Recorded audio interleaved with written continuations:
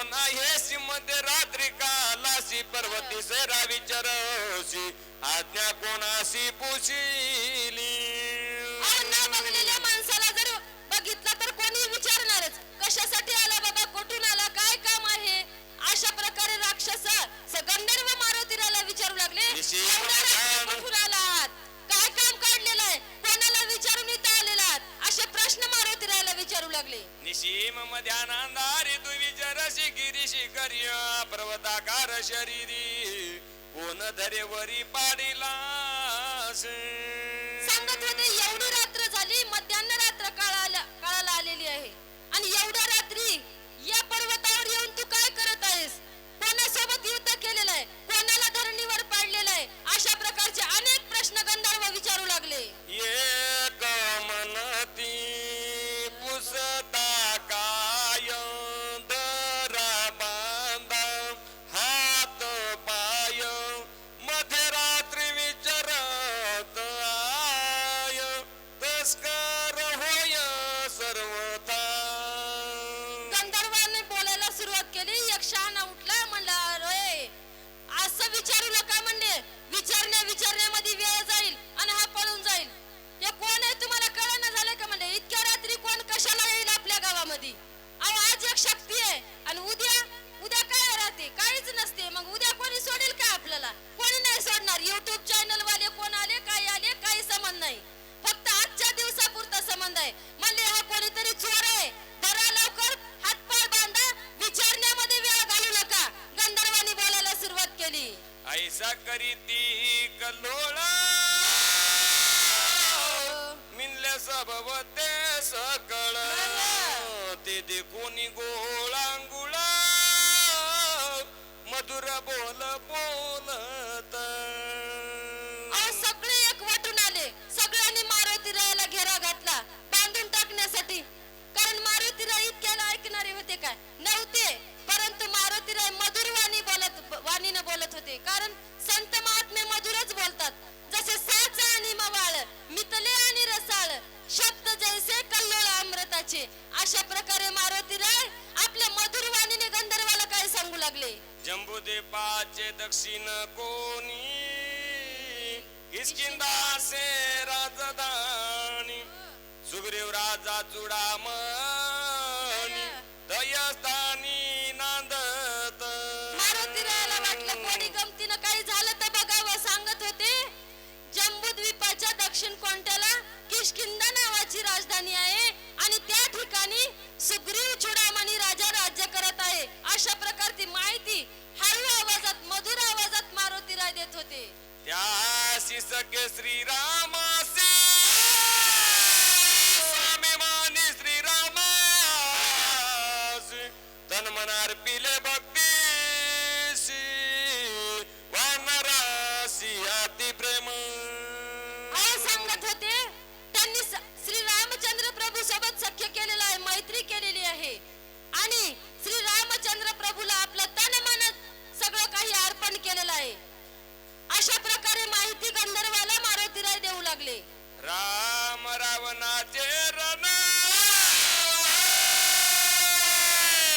युद्ध झाले अति दारुण रावणे ब्रह्मशक्ती सोडून बंधू लक्ष्मण पाडिला. सांगायला सुरुवात केली.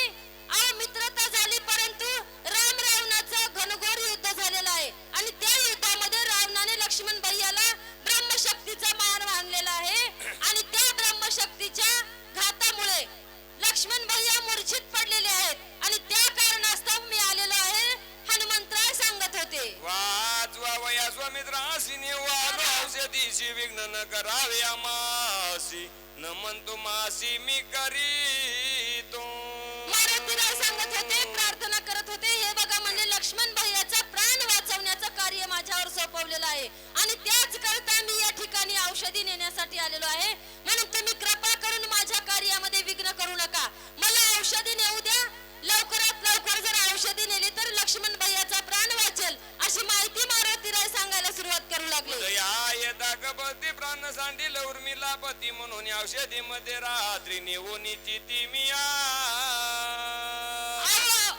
औषधी नेता नेता जर उशीर झाला तर लक्ष्मण भरयाचा प्राण जाऊ शकतो. म्हणून मी लवकरात लवकर दिवस निघायच्या अगोदर औषधी घेऊन जाण्यासाठी आलेलो आहे. म्हणून तुम्ही माझ्या कार्यामध्ये विघ्न आणू नका. माझ्यावर कृपा करा, मला औषधी नेऊ द्या. सुग्रीव सहित वानर सकळ श्रीरामाचे किंकर, माझे नाम हनुमान वीर,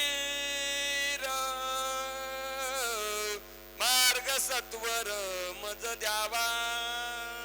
सगळं सांगत होते मारुतीराय. कोणता ना कोणता तरी पर्याय यायच्या पुढे चालेल म्हणून म्हणत होते. सुग्रीवासहित सगळे वानरगण मारुतीराय म्हणू लागले, आम्ही रामाचे दास्यत्व करतो. मी सुद्धा श्री रामचंद्र प्रभूचा किंकर आहे, दास आहे आणि त्यांच्याच कार्यासाठी मी इथं आलेलो आहे. जेणेकरून त्यांचं तरी नाव सांगितलं तर मला जाऊ देतील असा मारुतीरायाच्या मनामध्ये विचार येत होता. सगळे सविस्तर माहिती सांगत होते, परंतु त्यांना काही फरक पडत नव्हता. सुग्रीव सहित वानर सकळ श्रीरामाचे किंकर, माझे नाम हनुमान वीर, मार्ग सत्वर मज द्यावा.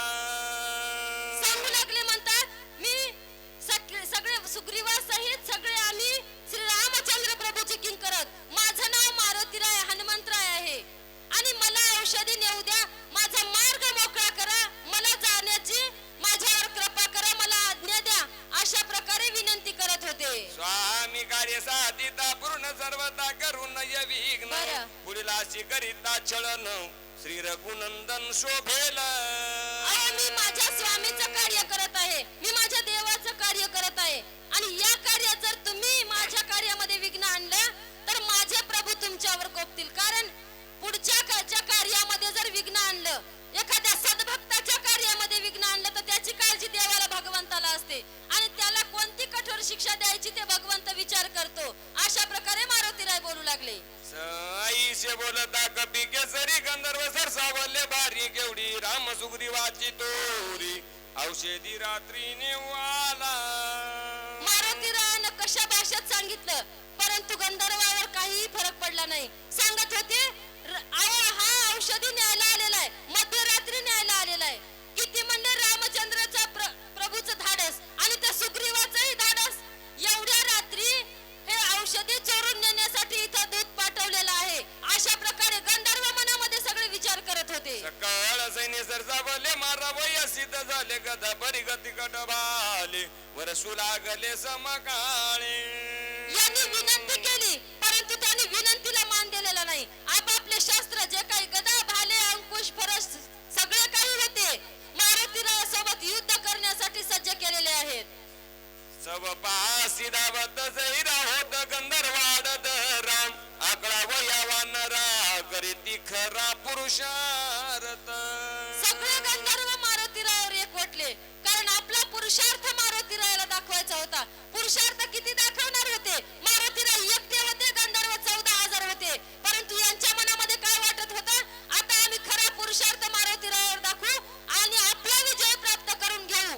गंधर्व सरसावलेले आहेत. गंधर्व मिनले 14 सहस्त्र, गेला एक कपिंद्र, क्रोधा चढीला दुर्धर, करू संहार आदरीला. काय केलेलं आहे? 14,000 गंधर्व आले, परंतु मारुतीराय मागे हटले नाहीत. एकटे एक मारुतीराय होते.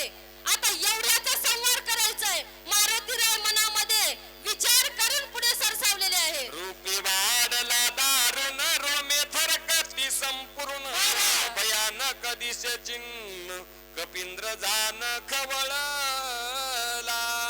मारुतीरायाने पुन्हा आपलं शरीर वाढवायला सुरुवात केली. आपलं विक्राळ असं स्वरूप त्यांनी धारण केलं, भीमरूप धारण केलं आणि आता म्हणले आपला पुरुषार्थ यांना दाखवावा. अशा प्रकारे दारुण युद्ध करण्यासाठी मारुतीराय सुद्धा सज्ज झालेले आहे.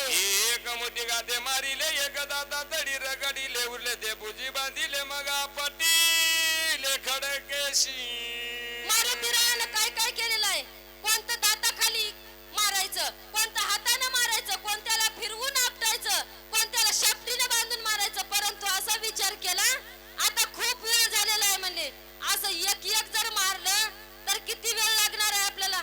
खूप वेळ लागणार आहे. मग आपल्याला तिकडे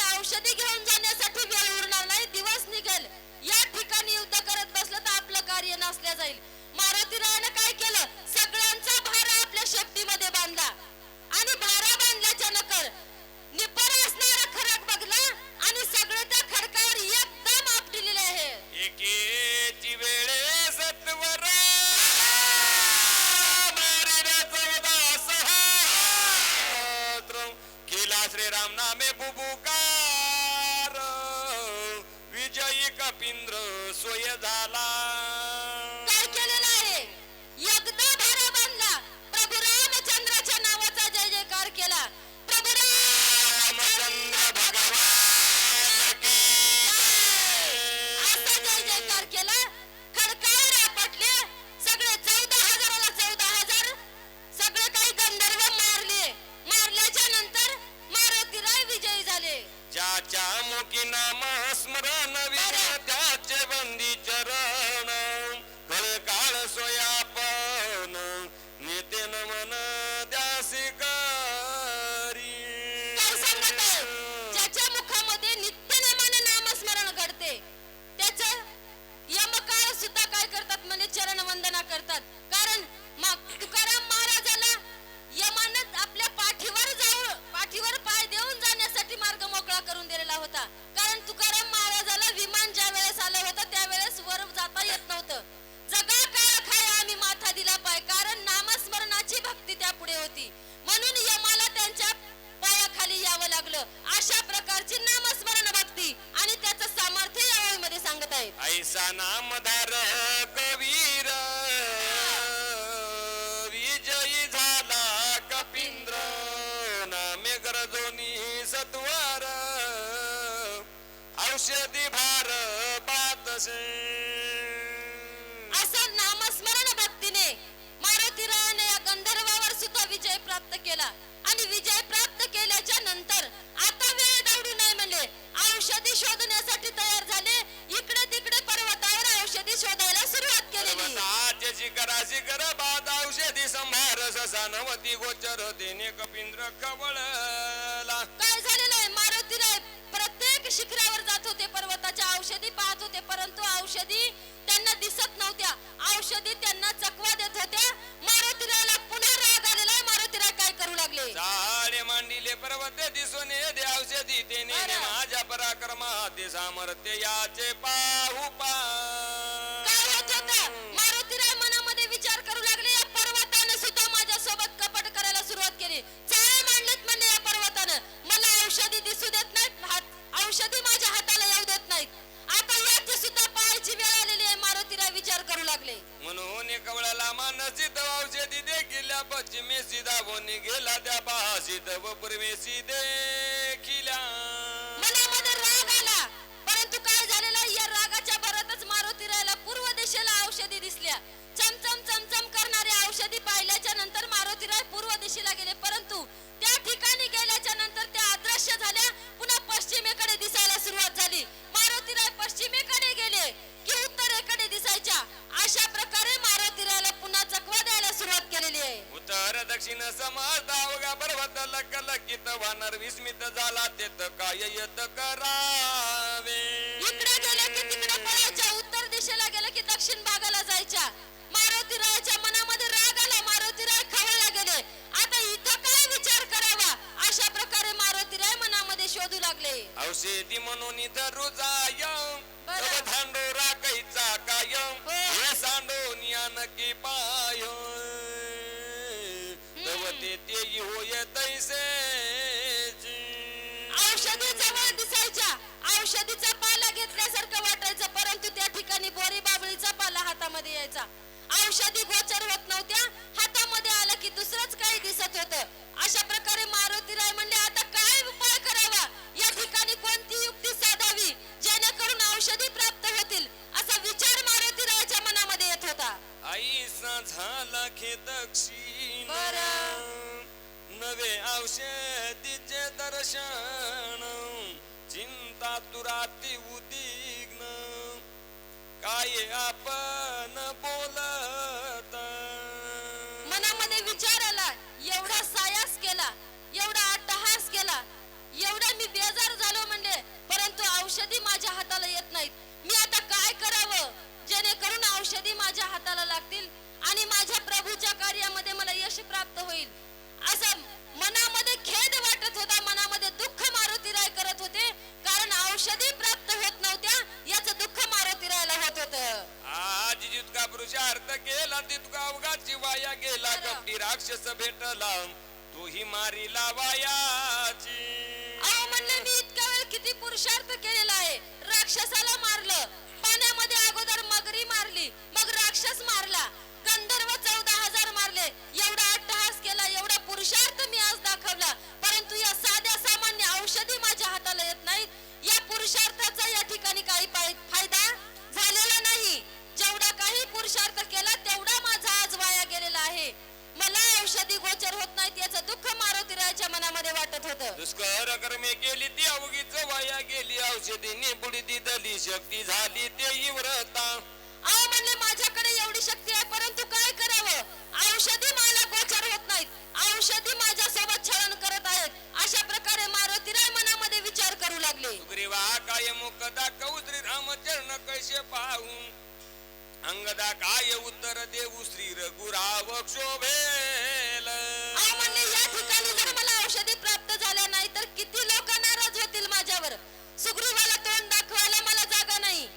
अंगद मला प्रश्न विचारेल, माझ्याहून लहान असणारा अंगद आहे, तोही मला काय म्हणेल, औषधी कुठे आहेत. रामचंद्र प्रभू माझ्यावर नाराज होतील. मग मी असं तोंड घेऊन कसं जाऊ. नुसत्या हाताने जायला आलेलो नाही मी. माझ्यावर तर किती जणांचा विश्वास आहे, माझ्या विश्वासावर ते तिथं बसलेले आहेत आणि औषधी मला गोचर होत नाहीत याचं दुःख मारुतीरायाच्या मनामध्ये होत होतं. मी निजाभिमान केला पाही औषधी आणि नाव घ्याही. बरं श्रीरामान साय हे काय अंता सर्व घातक.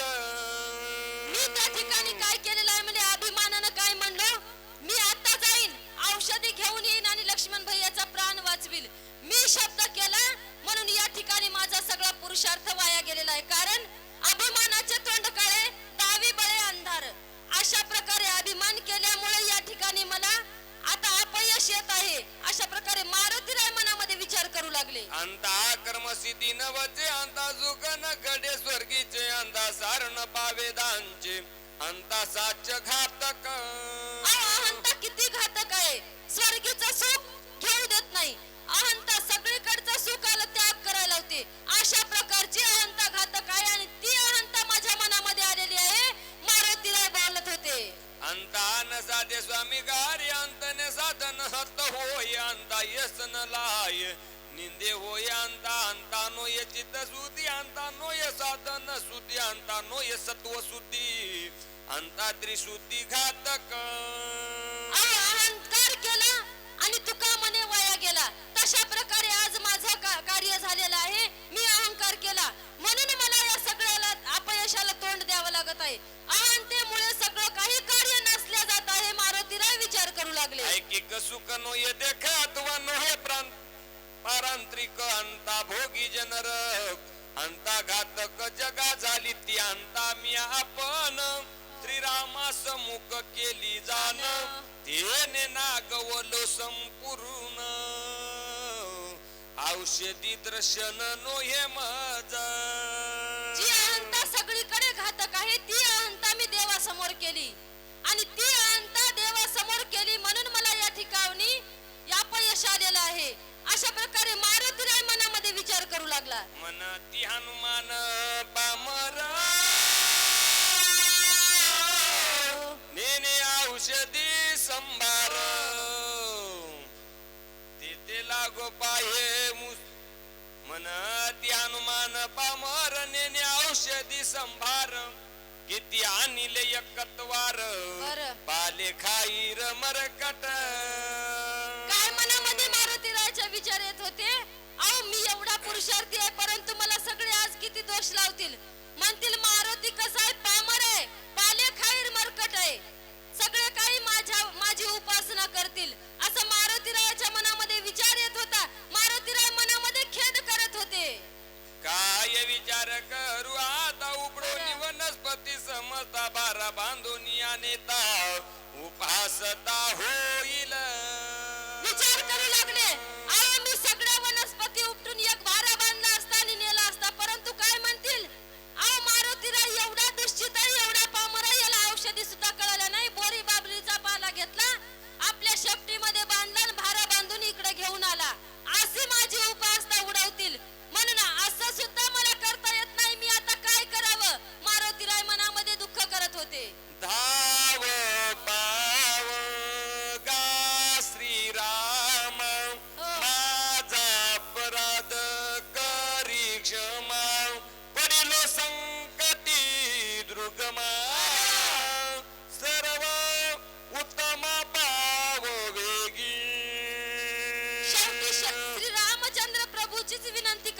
सुरुवात केली, कारण याच्याशिवाय गत्यंतर नाही, कोणालाच नाही, मानवालाही नाही आणि देवालाही नाही.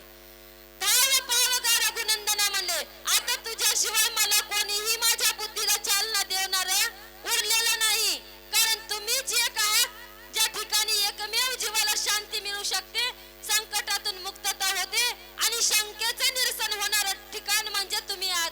म्हणून माझ्या या शंकेचं निरसन करा, मला या बंधनातून मुक्त करा, मला या संकटातून मुक्त करा, अशी विनंती मारुतीरायाने प्रभू रामचंद्राची केलेली आहे. मी तुझे निज बालक, हो. ज्ञान मुडाती उत्संक, बरोबर. क्षमा करून सकळी का कृपा आवश्यक करी मज. मारुतीराय काय बोलत होते? देवा मी तुझं बाळ आहे म्हणले, आणि बाळ कसं आहे? सान बाळ आहे, धाकटं बाळ आहे.